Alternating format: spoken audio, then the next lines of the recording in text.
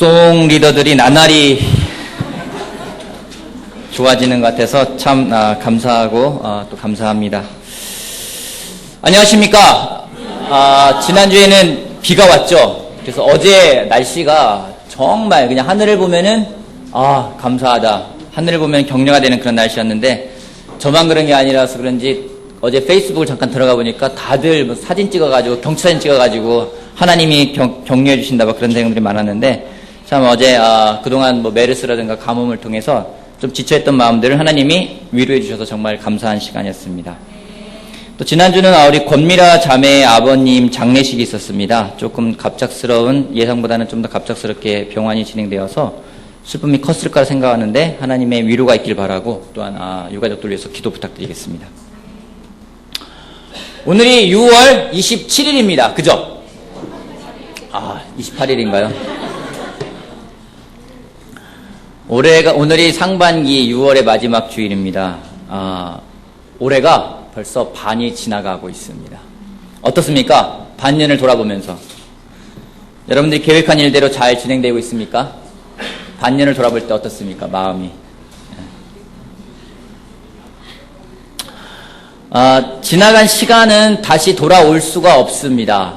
하지만 지나간 시간을 통해서 우리가 배우는 것들을 잘 배워갈 수 있다면은 그 시간은 무척 중요하고 또 값진 시간이 될 거라는 생각을 합니다. 그래서 오늘은 제가 상반기를 좀 이렇게 마무리하면서 상반기에 제가 배웠던 부분들, 그리고 하반기에 우리가 어떤 방향으로 가면 좋을지 대해서 같이 배운 것들을 나누고자 합니다. 오늘 설교 제목은 직시입니다. 직시.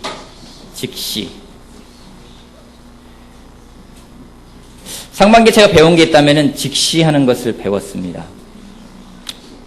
올바르게 보는 거죠. 바르게 보는 것. 여러분, 올바르게 보는 게 중요합니까? 그렇죠. 올바르게 보는 게 중요합니다. 그래야지 내가 어디에 있는지 알 수 있고, 또 내가 어디로 가야 되는지를 알 수가 있기 때문에 직시하는 것, 그게 굉장히 중요합니다. 하지만 직시하는 게 쉽지가 않습니다. 왜냐하면 바르게 보고 있다고 하지만 우리는 직시하지 못하는 경우가 많이 있습니다. 또 제대로 보기보다는 결국에는 내가 보고 싶은 대로 볼 때가 참 많이 있는 걸 보게 됩니다. 또 하나는요, 어떤 거를 정말 제대로 보기 위해서는 많이 알아보는 것도 필요한데 많이 알아보지도 않아요. 왜냐면 알면 알수록 두렵기 때문입니다. 그렇지 않습니까? 여러분, 정말 여러분의 남편과 여러분의 아내가 그토록 아름답고 멋진 남자와 여자였는데 알면 알수록 그 멋진과 그 아름다움이 더해지지 않습니까? 그러면서 오는, 정말 그러면서 때로는 내가 감당할 수 있을까 하는 불안함도 있지 않습니까? 예. 그러게 우리가 때로는 알면 알수록 더 두렵기 때문에 제대로 바라보지 않을 때가 있어요. 왜냐면은 정말 제대로 보고자 할 때는요, 두렵기도 하거든요. 그 결과가 어떨지 모르기 때문에. 하지만 직시하는 것이 중요하고, 또 어떻게 하면 그렇게 할 수 있는지 같이 배워보도록 하겠습니다. 민수기 13장 말씀 보겠습니다. 민수기 13장.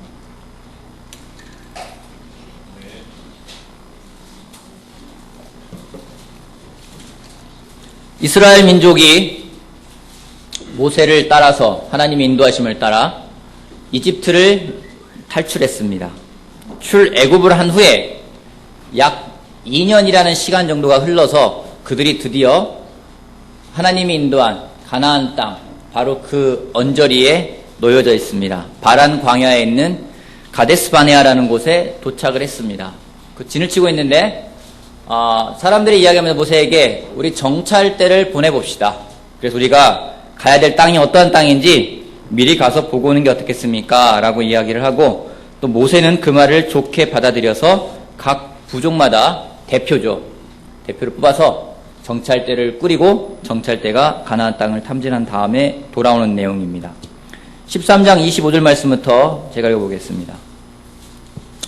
그들은 그 땅을 탐지하러 갔다가 40일 만에 돌아왔다. 그들은 곧바로 바란 광야 가데스에 있는 모세와 아론과 이스라엘 자손의 온 회중에게로 갔다. 그들은 모세와 아론과 온 회중에게 보고하면서 그 땅에서 가져온 과일을 보여주었다. 그들은 모세에게 다음과 같이 설명하였다. 우리에게 가라고 하신 그 땅에 우리가 갔었습니다. 그곳은 정말 젖과 꿀이 흐르는 곳입니다. 이것이 바로 그 땅에서 난 과일입니다. 그렇지만 그 땅에 살고 있는 백성은 강하고 성읍들은 견고한 요새처럼 되어 있고 매우 큽니다. 또한 거기에서 우리는 아낙 자손도 보았습니다. 아말렉 사람은 네겝 지방에 살고 있고 헷 사람과 여부스 사람과 아모리 사람은 산악지대에 살고 있습니다. 가나안 사람은 바닷가와 요단 강가에 살고 있습니다. 갈렙이 모세 앞에서 백성들을 진정시키며 격려하였다. 올라갑시다. 올라가서 그 땅을 점령합시다. 우리는 반드시 그 땅을 점령할 수 있습니다. 그러나 그와 함께 올라갔다가 온 사람들은 말하였다. 우리는 도저히 그 백성들에게 쳐 올라가지 못합니다. 그 백성은 우리보다 더 강합니다. 그러면서 그 땅, 탐지한 땅에 대하여 나쁜 소문을 퍼뜨렸다. 그들은 이스라엘 자손에게 그 땅에 대해 이렇게 말하였다. 우리가 탐지하려고 두루 다녀본 그 땅은 그곳에 사는 사람들을 삼키는 땅이다. 또한 우리가 그 땅에서 본 백성은 키가 장대 같은 사람들이다. 거기에서 우리는 또 네피림 자손을 보았다. 아낙 자손은 네피림의 한 분파다. 우리는 스스로 보기에도 메뚜기 같았지만 그들의 눈에도 그렇게 보였을 것이다. 잘 알고 있는 내용들이기도 합니다. 많이 들어봤을 겁니다. 12명의 정찰대를 보냅니다. 돌아옵니다. 근데 갔다 온 다음에 그 땅을 보고 난 다음에 보고는 두 가지로 나눠집니다. 한 사람은 긍정적인 보고, 한 사람은 부정적인 보고를 하게 됩니다. 근데 공통점이 있습니다. 공통점이 무엇입니까? 적과 꿀이 흐르는 땅이다. 적과 꿀이 흐르는 땅이면 틀림이 없다. 뭐 과일인데 포도송이가 얼마나 큰지 혼자 메고 못 오니까 장정 2명이서 어깨에다가 나무를 해서 메고 올 정도로 젖과 꿀이 흐르는 땅이다. 굉장히 놀라운 이야기를 하고 있습니다. 부정적인 보고는 그런 것들입니다. 그곳에 백성이 살고 있는데 강하고 성읍은 견고하고 아주 요새처럼 되어 있어서 난공불락이다. 도저히 쳐들어갈 수가 없다. 그들 눈에는 우리가 메뚜기처럼 보였을 것이다. 나도 내가 메뚜기처럼 보였다. 그런 얘기를 하는 겁니다. 긍정적인 보고는 무엇입니까? 올라가자. 올라가서 그 땅을 점령하자. 우리는 반드시 그 땅을 점령할 수 있을 것이다. 라고 이야기를 하는 겁니다. 질문이요. 이 두 부류의 차이는 왜 생기게 되었을까요? 하나님의 약속을 믿고 안 믿고. 왜 이런 차이가 벌어졌을까요? 믿음의 차이? 왜 이런 차이가 발생한 걸까요? 이쪽 부분에 있는 분들에게 제가 좀 질문을 해보겠습니다. 왜?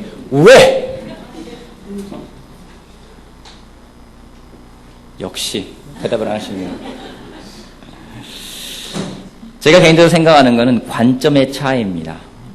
관점의 차이. 오늘의 포인트는 한 가지입니다. 오늘의 포인트는요, 하나님의 말씀을 기준으로 볼 때 우리는 직시할 수 있습니다. 하나님의 말씀의 기준으로 볼 때 우리는 직시할 수 있습니다. 10명의 정찰대원들은 왔습니다. 그들은 자신들의 기준으로 판단을 했습니다. 자신들이 보고 자신들이 판단을 했어요. 자신들이 자신 스스로를 메뚜기라고 판단을 하고 단정지어 버렸습니다. 그들의 생각도요, 그들도 우리를 그렇게 보았을 것이다 라고 또한 자기들의 기준과 판단으로서 이야기를 합니다. 그 결과가 어떤 가져옵니까? 누가 나보다 정말 더 위대한 것 같아요. 그 사람하고 날 비교할 때 어떤 마음이 듭니까? 막 기분이 좋아져요? 제가 처음으로 전임 생활을 하면서, 제가 이제 29살에 전임 생활을 시작을 했는데, 교회 전임을 하면서 처음 저한테 맡겨진 그룹이 어디냐면은요, 저는 정말 가보지도 않았던 서울대 캠퍼스에 그냥 서울대생이 아니라 거기 대학원생들을 주로 인도하래요. 다 박사, 석사 과정에 있는 사람들이에요. 한 사람은 성경 공부를 하는데 서울대학교 생물학과 석사 과정인 사람하고 이제 제가 창조론에 대해서 이야기를 해야 되는 거예요. 바이블적 모임에다 갔는데, 우와, 참 놀랍다, 사람들. 어쩜 이렇게 똑똑한 사람들이 있을까? 얼마나 놀랍습니까? 그죠? 그런 마음 들었을까요? 두 번 다시 가기 싫다. 여기 내가 왜 와 있지? 그런 생각이 드는 거예요. 말도 안 통하는 것 같고, 뭘 가리켜야 할지도 모르겠고, 그런 생각이 들잖아요, 여러분. 뭔가 정말 화려한 사람들, 놀랍다 생각하는 사람들, 등치가 큰 사람들 보면은요, 스스로가 그런 좌절감에 빠집니다. 우리가 그거를 세 글자로 뭐라고 하죠? 무슨 감이라고 하죠? 열등감이라고 합니다. 열등감이 생겼어요. 갔어요. 정말 적박거리는 땅인데 정말 좋은 땅이에요. 근데 그곳에 가니까 여러분 오죽하겠습니까? 거기서 좋은 거 먹죠. 그럼 등치 클 거 아니에요. 등치 크니까 보면서 주눅 든 거예요. 성은 얼마나 잘 지었겠습니까? 등치 큰 사람들이. 성을 보니까 와, 보면서 놀랍지 않았겠습니까? 이야, 정말 잘 지어놓고 산다. 근데 여기는 내가 갈 데가 아니야. 본인들이 그 열등감을 갖고 왔는데 갔던 사람들이 누구냐면요, 각 지파의 리더들이에요. 리더들이 갔다 와서 얼마나 영향력이 있습니까? 가서 또 사람들에게 이야기합니다. 그 영향력이 얼마나 또 잘 퍼지는지 14장 1절에 보면은요, 온 회중이 소리를 높여 아우성쳤다. 백성이 밤새도록 통곡했다. 열등감은요, 절망으로 몰고 가는 무서운 감정으로 변해버립니다. 각 개개인의 열등감이 이제는 그 집단의 열등감이 돼버리고요, 밤새도록 통곡할 정도로 전염성이 강하게 됩니다. 그 다음에 어떡합니까? 2절에 온 이스라엘 자손이 모세와 아론을 원망하였다. 온 회중이 그들에게 말하였다. 차라리 우리가 이집 땅에서 죽었다라면 더 좋았을 것이다. 아니면 차라리 우리가 이 광야에서 죽었으면 더 좋았을 것이다. 그런데 왜 주님은 우리를 이 땅으로 끌고 와서 칼에 맞아 죽게 하는가? 왜 우리의 아내들과 자식들을 사로잡히게 하는가? 차라리 이집트로 돌아가는 것이 좋겠다. 여러분, 문제가 생기면은요, 욕먹는 거는 결국에는 리더예요. 메르스 때문에 욕먹는 건 결국 대통령이고요, 정부 당국자예요. 하여튼 안 좋은 일이 벌어지면 그대로 화살이 가게 돼 있어요. 이제는요, 원망과 불평이 많은 부정적인 사람이 되게 해버립니다. 열등감이라는 게 그런 거예요. 그리고 탓합니다. 저 모세, 아론 왜 끄집어내가지고 그냥 이집트 땅에서 죽게 만들지? 저 사람 누가 세운 거야? 왜 주님은 우리를 뒷골에 끌어내가지고 하나님까지 원망하게 됩니다. 결국에는요, 하늘로 올라가게 돼 있어요. 우리나라도 대통령 욕하다 그 다음에 결국 하늘로 올라가게 돼 있습니다. 열등감이 발전해서요, 뭐가 되냐면 두려움이 돼버립니다. 두려움이 돼버리면은 미래에 대해 희망이 있을까요? 전혀 없습니다. 그 다음에 말합니다. 4절. 그들은 또 서로 말하였다. 우두머리를 세우자. 그리고 이집트로 돌아가자. 나올 때는요, 얼마나 기쁘게 나왔습니까? 근데 어느덧 두려움으로 인해서 이제는 과거 지향적인 삶을 살게 됩니다. 그토록 두려움이라는 것은 참 우리를 위축시킵니다. 두려움을 좋아하시는 분 계십니까? 나는 두려움이 좋아요. 뭐 공포영화를 좋아하는 게 아니라 두려움이 좋은 사람.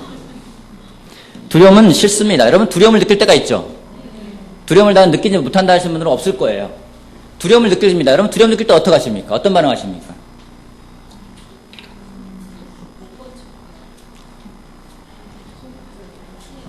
제가 딱 쳐다보면 나를 시킬까 두려움 때문에 고개를 숙이고 계신 분들 계실 것 같은데, 두려움 어떻게 합니까? 못 본 척 하기도 하고요. 또 어떻습니까? 모른 척 하고요. 대부분은요, 우리가 두려움을 느끼면은요, 회피하고 싶은 마음이 듭니다. 그래서 이 두려움이라는 건요, 사탄이 우리에게 주는 마음이기도 합니다. 사탄이 우리에게 두려움을 줘요. 근데 왜 사탄이 우리에게 두려움을 주는지 아십니까? 한 가지 비밀 알려드릴까요? 사탄이 왜 우리한테 두려움을 주시는지 아십니까? 사탄이요, 우리를 두렵기 때문에 하는 거예요. 우리가 싸우면 이기잖아요. 못 싸우게 두려움을 확 주는 겁니다. 겁을 주는 겁니다. 그 두려움으로 인해서, 열등감에서 발생한 그 두려움으로 인해서 이제는 자기 감정에 빠지다 보니까 제대로 직시를 못하게 됩니다. 그들에게 어느덧 이 땅은 젖과 꿀이는 우리에게 준 땅이라는 그 하나님 말씀은 사라져버린 겁니다. 눈에 보이는 대로 판단하는 거예요. 그러면 자기들이 옳게 판단을 생각하는 겁니다. 하나님의 말씀은 어디론가 사라져버렸습니다. 근데 요수와 갈렙은 그 땅에 대해서 제대로 보고 있었습니다. 왜냐하면 그들은 자기의 기준이 아니라 하나님이 우리에게 주신 땅이다, 하나님의 말씀을 그들은 기준으로 잡았기 때문에 그들은 인간적으로 보지 않게 되었습니다. 여러분, 말씀의 기준이 없으면요, 우리는 인간적으로 보게 됩니다. 인간적이라는 것은 감정적인 겁니다. 하지만 하나님 말씀에 대한 믿음이 있을 때 우리는요, 그 문제에 대해서, 그 상황에 대해서 직시할 수 있게 되는 겁니다. 여호수아 갈렙 말합니다. 가자, 그들은 우리 밥이다. 여러분, 때로는 허무맹랑해 보이죠? 한쪽에서는 아니야, 우리는 메뚜기야. 아니야, 저들은 우리 밥이야. 너무 대조적이지 않아요? 그들의 믿음은요, 허무맹랑한 게 아니었습니다. 우리 때로는 그런 얘기를 해요. 막 나는 할 수 있어, 난 할 수 있어, 난 할 수 있어, 막 자기 체면 걸잖아요. 그리고 믿음이 있어, 믿음이 있어, 그럴 때가 있어요. 정말 말씀을 바탕으로 하지 않으면요, 자기 체면일 뿐이지 믿음이 아닙니다. 지난해 말부터 주변에 저를 잘 알고 있는 사랑하는 친구들과 동료 목회자들이 저에게 주었던 조언이 있습니다. 현실을 직시하라. 그래서 제가 직시하라는 말을 하도 많이 들어가지고 어떤 뜻인지까지 사전을 찾아봤어요. 정신을 집중하여 어떤 대상을 똑바로 보다. 사물의 진실을 바로 보다. 왜 나한테 이런 조언을 주지? 여러분, 누군가 여러분에게 조언을 주는데 그 조언이 왜 주는지 모를 때는 여러분 답답하잖아요. 그죠? 조언을 받아들이지 못하면은요, 또 정말 잘 이해하지 못하면 정말 문제가 될 수 있어요. 그래서 직시하라. 내가 뭐 시력이 안 좋은가? 못 보나? 별 생각 다 해봤어요. 그래서 지난 4월 말에 미국 출장을 가면서도 또 같은 조언을 듣게 됐습니다. 직시해야 된다고. 처음에는요, 그런 얘기 들으면은요, 이 사람들이 나를 잘 몰라서 그래. 내 상황을 잘 이해 못해서 그래. 내 상황을 좀 더 설명하면은 이 사람들이 나의 입장을 더 이해할 수 있을 거야. 근데 그들은요, 이미 저를 잘 알고요, 저랑 친한 사람들이고 저를 사랑하는 사람들이었어요. 미국에 가가지고 거기는 장로님들이랑 같이 이야기하면서 이런 시간을 얘기를 했어요. 제가 조금 더 긍정적인 사람이 돼야 될 것 같습니다. 왜 그러냐고 물어봤어요. 제가 많은 부분, 어떤 부분은 염려와 걱정과 우려를 이야기하다 보니까 제 주변에 있는 것들이 다 좋게 안 받아들이는 것 같은 느낌을 받았습니다. 그래서 제가 좀 더 긍정적인 사람이 돼야 될 것 같습니다. 라고 얘기했더니 그때 왔던 조언은 똑같은 거예요. 네가 직시해야 될 것 같다. 도저히 이해할 수가 없었어요. 직시한다는 게 뭐지? 내가 뭘 못 보고 있는 거지? 내 판단이 떨어진 건가? 내가 틀린 건가? 뭐 그러면서 셀프 포커스 하면은요, 또 정신없이 파잖아요. 근데 제가 한 가지 깨달은 게 있습니다. 어떤 상황을 부정적으로 보는 것은 직시하는 게 아닙니다. 마찬가지로 어떤 상황을 긍정적으로 보는 것도 직시하는 게 아니라는 겁니다. 제가 배운 건 뭐냐면요, 하나님의 말씀으로 보는 것이 직시하는 거라는 거죠. 아무리 내가 긍정적이고 아무리 내가 부정적이고 아무리 내가 정말 객관적으로 본다 하더라도요, 그건 내가 보는 거기 때문에 제대로 볼 수가 없는 겁니다. 하나님의 말씀을 토대로 비춰보았을 때 직시할 수가 있게 되는 겁니다.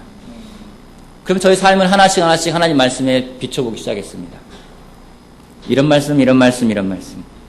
저희 마음에 가장 많이 와닿았던 말씀이 있습니다. 요한복음 10장입니다. 요한복음 10장.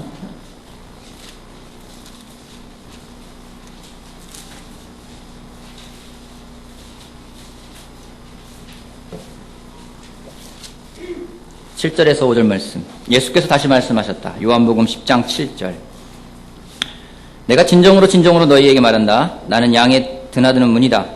나보다 먼저 온 사람은 다 도둑이고 강도이다. 그래서 양들이 그들의 말을 듣지 않았다. 나는 그 문이다. 누구든지 나를 통하여 들어오면 구원을 얻고 드나들면서 꼴을 얻을 것이다. 도둑은 다만 훔치고 죽이고 파괴하려고 오는 것뿐이다. 나는 양들의 생명을 얻고 또 더 넘치게 얻게 하려고 왔다. 나는 선한 목자이다.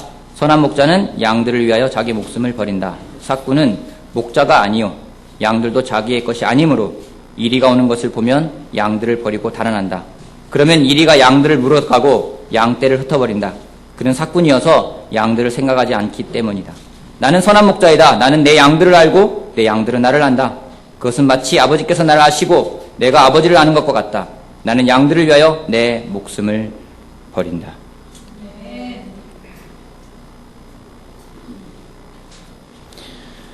지난해 말부터 시작해서 많은 일들이 있었습니다. 어떤 부분 여러분들이 같이 공감하는 부분도 있을 것이고요. 어떤 부분은 공감하지 못하는 부분도 있었을 것입니다.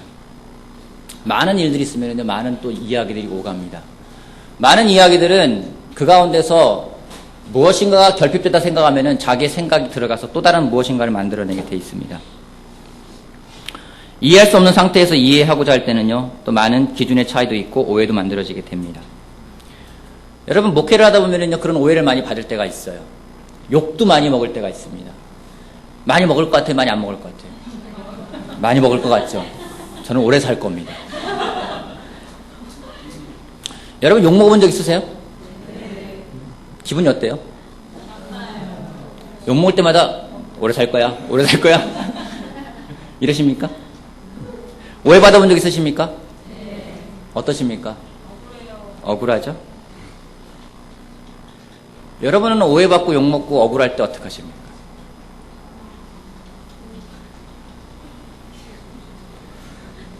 욕먹고 오해받고 억울하고 별생각 다 될 때는요, 뭐 하고 싶은지 아십니까? 다 그만두고 싶은 거예요. 다 그만두고 싶은 거예요. 지난해 진심으로 싫다. 정말 싫다. 왜 이래야 되지? 그냥 내가 제자로 잘 살면은 행복하게 살 수 있을 텐데 왜 내가 다른 사람 문제까지 끼어들어가 가지고 그 사람들 사이에서 중재 아닌 중재를 하다가 잘못해서 욕먹고 너 내 편 아니잖아. 또 누가 편드네 안 드네 그 얘기 듣고 난 당신을 신뢰할 수 없어. 막 그 얘기 듣고 내가 왜 이러지? 그러면서 자꾸만 도망 다니고 싶은 거예요. 자꾸만 문제가 벌어지면은 빨리 그 문제를 빨리 해결하고 싶은 마음은 드는 거예요. 넘어가고 피하고 싶은 마음이 자꾸 드는 겁니다. 그러다 보니까 다 하기 싫은 거예요. 다 하기 싫다. 그러다가 계속 조언을 받으면서 올해 4월 말쯤 돼가지고 5월 달쯤에서 이 말씀을 보게 되었습니다. 내가 선한 목자가 아니구나. 선한 목자가 되고 싶거든요. 근데 그렇지가 않아요. 자꾸 세상은 또 주변의 환경은 저를 사꾼으로 만들어가게끔 합니다. 사꾼으로 만들어가게 하는 게 아니라 제가 보는 건 뭐냐면요. 내 안에 사꾼의 마음이 가득하구나. 어디 없던 게 만들어진 게 아니라 원래 그런 사람이었구나. 그래서 말씀을 갖고 비춰보니까 정말 어떻게 할 수가 없더라고요. 정말 부끄러웠어요. 내 마음에 이리가 오면은 이리 때문에 양들을 버리고 싶다. 여러분 사꾼은요 그렇게 해도 돼요. 사꾼은요 생명을 보장받는 직업이 아니기 때문에 고용된 사람이기 때문에 이리가 와서 도망간다고 해서 그 사꾼을 욕할 사람은 없어요. 그렇게 해도 되는 거예요. 근데 예수님은 그러지 않으셨어요. 예수님은요 사꾼이 아니라 선한 목자라고 말씀하셨어요. 저는요 그 선한 목자가 되고 싶고 그 예수님을 따라가고 싶기에 제자로 살고 있는 겁니다. 성찬을 나눌 때 조산 형제가 이야기 나누면서 깜짝 놀랐어요. 어떻게 사꾼과 선한 목자를 자기 삶에다 비유를 하지? 개인적으로 감동을 받았어요. 한 성령님이라는 생각도 들었습니다. 그래서 말씀을 가지고 저를 비춰보니까 제가 어디에 있는지를 명확하게 볼 수가 있었습니다. 내 마음이 어디에 있는지, 내가 또 어디로 가야 될지를 명확하게 보여주기에 참으로 감사한 시간이었습니다. 여러분 언제 선한 목자인지 언제 사꾼인지 알 수 있을까요? 이리가 올 때예요. 언제 반석에 지었는지 언제 모래에 지었는지 언제 알 수 있을까요? 홍수가 날 때예요. 그런 시간이 감사했습니다. 그런 시간이 지금도 싫어요. 때로는 이리가 오고요. 때로는 홍수가 나는 게 싫어요. 때로는 피하고 싶을 때도 있어요. 하지만 계속해서 회개하고 있습니다. 내가 더 예수님을 닮아가야 되겠다. 상반기에 하나님이 저에게 주신 레슨이라 저는 생각을 합니다. 그러면서 아울러서 또한 일선여자 그리스도 교회를 또 말씀에 비춰보기 시작했습니다. 여러분 무너진 성벽이 정말 많습니다. 조선 형제가 이야기했습니다. 콰이타임 지하철에서 간단하게 하면 어떨까? 기도. 오늘은 피곤하니까 하나님이 알아서 안 들어도 내 마음 다 아신댔잖아. 다 아시겠지. 제자훈련. 제자훈련 굳이 해야 돼. 걔가 애도 아니고 알아서 하겠지. 부부디 타임. 맨날 보는데 맨날 얘기해봐야 싸우기밖에 더 해. 안 하는 게 나아. 헌금. 헌금하다가 쪼들리면 못할 수도 있는 거지 다음에 더 하면 되지 죄 고백. 죄 없는 사람이 어디 있어. 다 죄지은 거지 서로 옆에 사람과의 또 관계. 안 보면 되는 거지 굳이. 성경 말씀에 하나씩 비춰보면서 정말 놀라운 건요. 여러분 올해 주제가 뭡니까? 왜 하나님이 저 주시는지 알겠어요. 여러분 리빌드가 아니에요. 그냥 빌드예요. 없는 데서 세우는 겁니다. 저는 그렇게 생각을 하고 있습니다. 하반기 하고 싶은 일들이 많아졌습니다. 근데 딱 한 가지만 하고 싶어요. 하반기 하고 싶은 거는 빌드입니다. 뭘 빌드할까요? 개인적으로 저와 하나님 관계부터 빌드해야 될 거고요. 그다음 저와 제 옆에 있는 사랑하는 사람들과의 관계를 빌드해야 될 겁니다. 그리고 더 나아가서 이 고양시에 하나님 말씀을 빌드해야 될 거라 저는 확신합니다. 2002년도에 느헤미야 프로젝트라는 걸 했습니다. 그때는 세례를 목표로 했습니다. 하지만 이번에는 다른 목표를 가지고 다시 한번 해보고 싶습니다. 우리의 성벽을 다시 한번 세우고 싶습니다. 관계를 다시 쌓아 올리고요. 하나님 관계, 우리 안의 관계를 다시 한번 쌓아 올리고 싶습니다. 여러분, 하나님 말씀을 기준으로 나를 보는 거는 쉽지가 않습니다. 솔직히는요, 하나님 말씀으로 나를 보고 싶지가 않을 때가 많이 있습니다. 우리는 압니다. 어떻게 보일지 압니다. 거울이라고 했는데요, 거울에 비춰보면 자기 모습이 어떨지를 압니다. 하지만 하나님 말씀으로 나를 비춰볼 때 그 가운데 한 가지 우리가 알 수 있는 건 뭐냐면 그 가운데 희망이 생깁니다. 그 가운데 믿음이 생깁니다.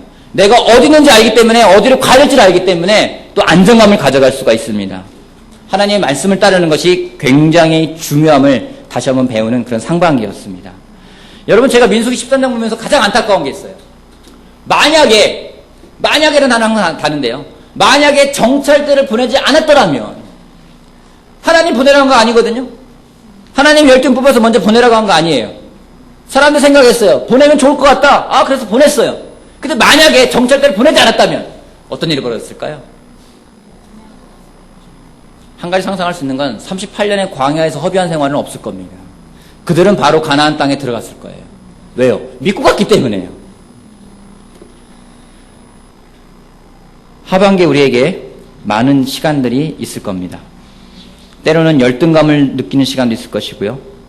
두려움을 느끼는 시간도 있을 것이고, 도망가고 싶고 회피하고 싶은 시간도 올 것입니다. 하지만 그때 우리가 다시 한번 기억해야 할 것은 그런 시간에도 더욱더 하나님께 나아갔던 예수님을 기억하는 게 우리에게 필요함을 보게 됩니다.